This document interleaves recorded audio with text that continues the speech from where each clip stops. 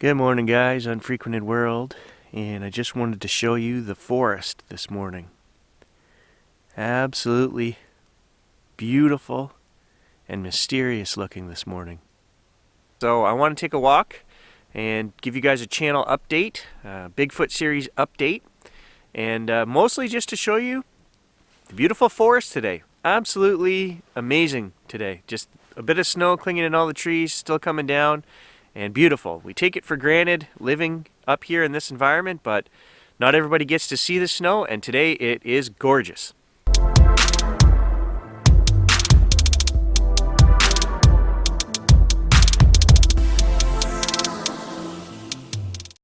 First update is we have no snow machine. So 128 kilometers on the machine and it's in the shop. So that's not a good update, but hopefully they've had it for a week and I haven't heard anything. I don't know if that's a good thing or a bad thing. We've got a bearing going in the track drive, so that's got to be replaced. And the motor shake. Since the day I picked that machine up, it shakes violently and the motor is not mounted properly in there. So I never should have took the machine. I told the guy in the shop I didn't like it doing that, and I still took it. It's under warranty. We'll see what happens. I've been told bad things.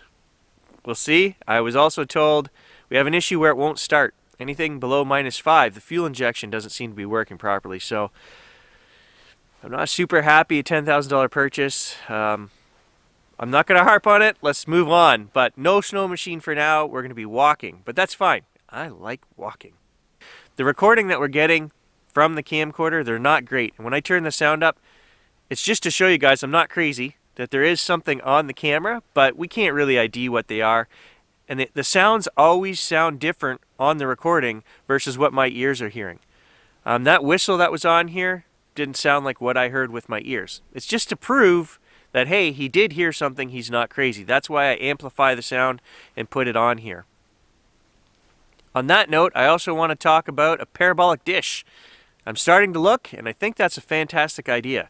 I have a really good sound recorder that you can plug an external mic into, and that would be perfect for a parabolic dish. We'll maybe just go out and start sitting in the swamp and just recording sounds. I'd like to go out a little further away from civilization, get as clean of recordings late at night as we can, 2, 3 o'clock in the morning, with the least amount of humans out there possible. And we're going to travel too. We're not going to do everything back here in the swamp. The incidents that have been happening back here, I can't explain, but I don't think there's a Bigfoot in my backyard here.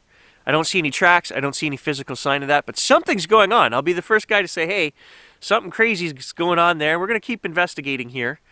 But in terms of what I'm looking for, and that's an actual physical beast out in the woods, I don't think it lives back here. There's no physical evidence for that so far on this channel. There are some other weird things, which I've shown you guys, and I can't explain them, but I don't think it's Bigfoot. That being said, this is the perfect morning with the fresh snow to do a hike around the 90-acre trail, look for tracks and any sign, and do a little discussion. So we're going to do that. We're not giving up. I'm all about physical evidence. That's what we're after on this channel. I do throw in user stories and things like that, but I'm after proof and I'm after evidence, and that's the mainstay of this series. So let's take a walk. Fortunately or unfortunately, I'm going to have to bring the dog today. I've been working 2 jobs all week and he's been in his cage, so he needs to get out.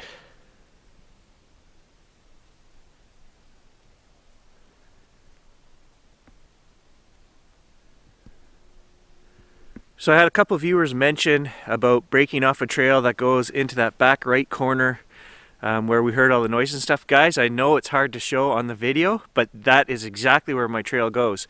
My house is over here and we're heading right into that back right corner. The trail goes on a 45-degree for 500 yards right through that area where we keep hearing things, and then it kind of goes back further off to my right here, which is way back into the deep woods, and there's, like I say, probably 8 to 10 kilometers before we get to the next road that crosses there, and that's a road that only has a municipal water plant on it. So a settling plant, a sewage plant, and some other buildings and things there. And then there's a hiking trail at the end of that. So nothing really, and we're heading south, right? So I I always say that even though I live here in the north, I'm investigating here behind my place to the south. I've showed you guys the swamp many times. There's tons of room to the south, but when we go north, it's crazy. There are literally thousands of kilometers north of here where you wouldn't hit a settlement. If you just zigzag in the proper way, you wouldn't hit a settlement. You'll cross highways and roads and things, but no settlements. And then, next thing you know, you'd be up in the Arctic. It might take you a month to get there, but there's nothing up here, guys. This is prime area to do the research we do, and tons of sightings here too, which I've gone over before on the channel, so just as good a chance here as any.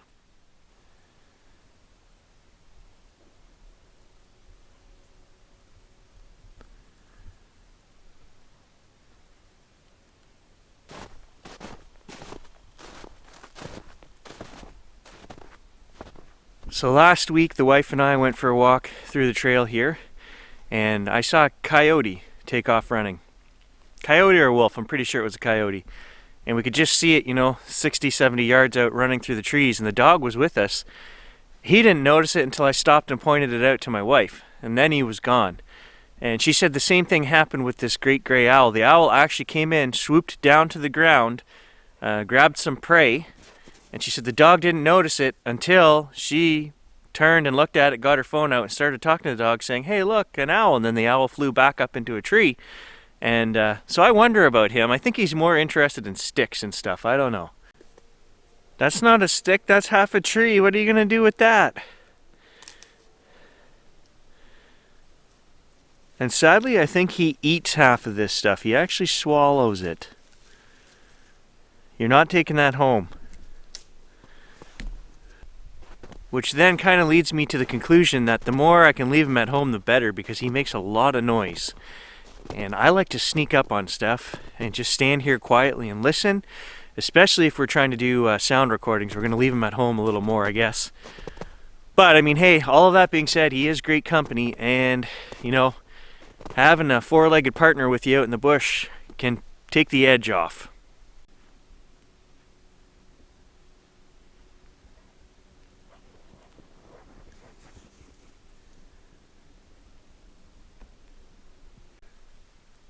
I also have to remind myself to look up on these walks.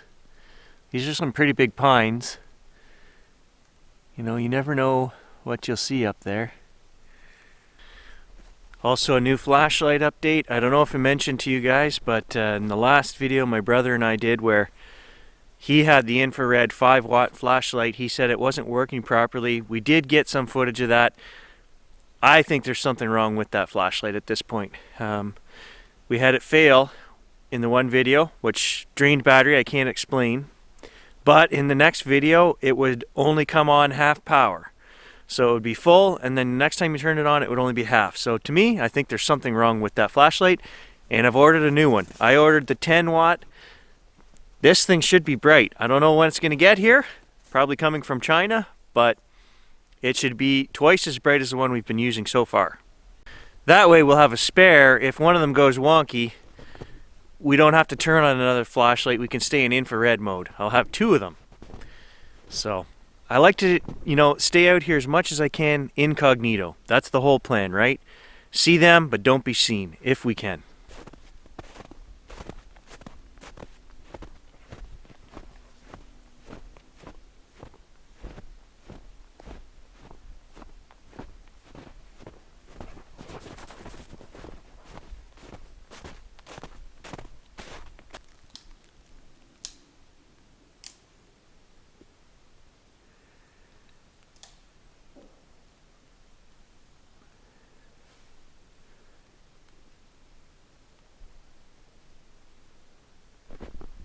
Trail cams have been out here for a couple weeks now, and so far all I've gotten are deer and fox.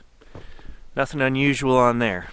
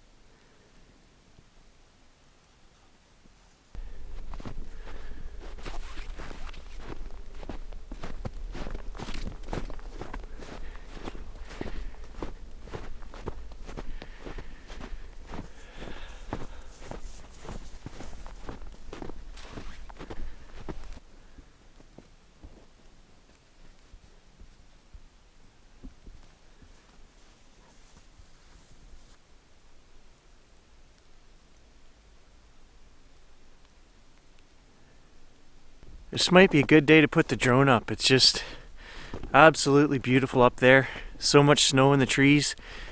I think if I can get home in time here before it starts melting, we'll throw the drone up and get out into the far swamp. Maybe get some shots of the swamp.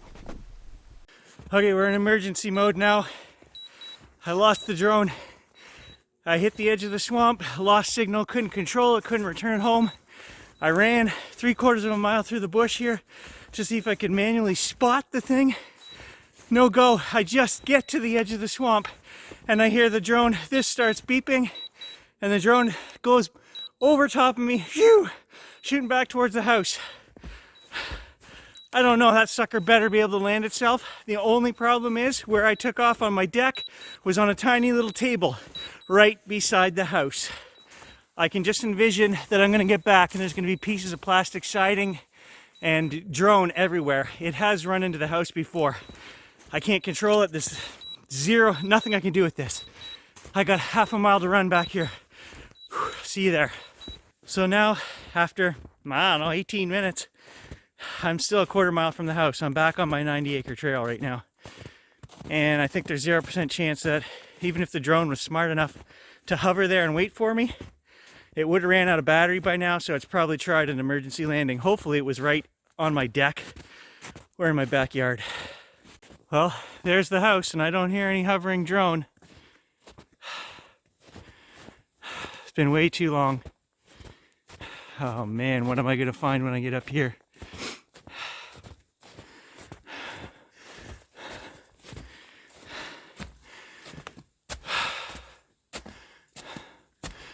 This is where I took off from,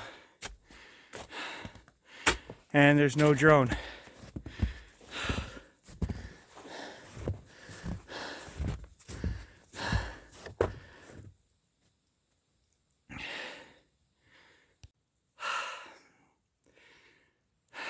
No idea what I'm gonna do now, guys. Drone is gone. No idea where. I gotta figure out how to track this thing. I just jumped on the computer in panic mode thinking, how do I track this thing? And I looked out the window and here's what I saw.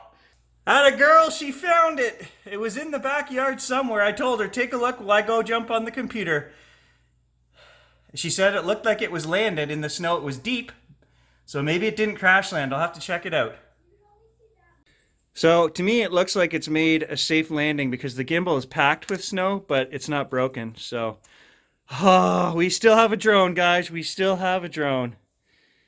Well, thanks a lot, Kaylee. I really appreciate that. That's $1,000 save. We'll check the footage and see if it actually landed or crash landed, and then I'll inspect the damage from there. Thanks for watching, guys. We'll catch you in the next video. I won't be flying the drone in crappy weather like that anymore.